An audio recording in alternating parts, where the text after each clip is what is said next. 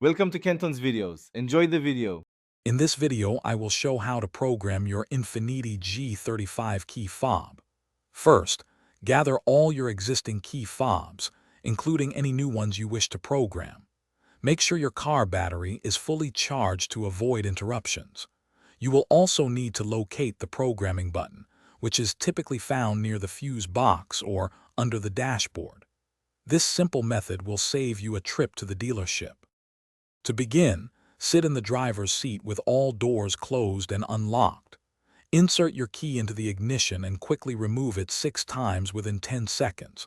Do not turn the key, just insert and remove.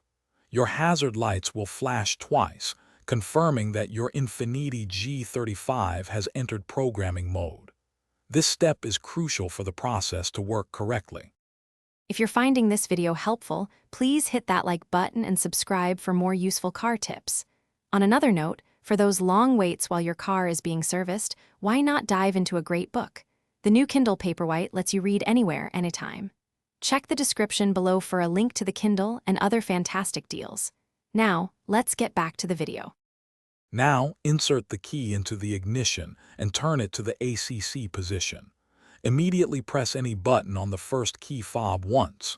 The hazard lights will flash again to confirm.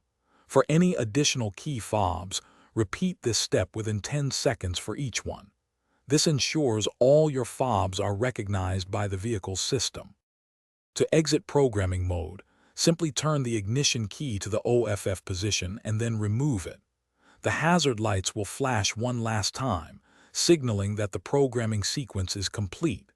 Now, take a moment to test each of your newly programmed key fobs. Ensure they lock, unlock, and operate the trunk as expected. Congratulations, you're all set. Thanks for watching. Consider subscribing if we helped you.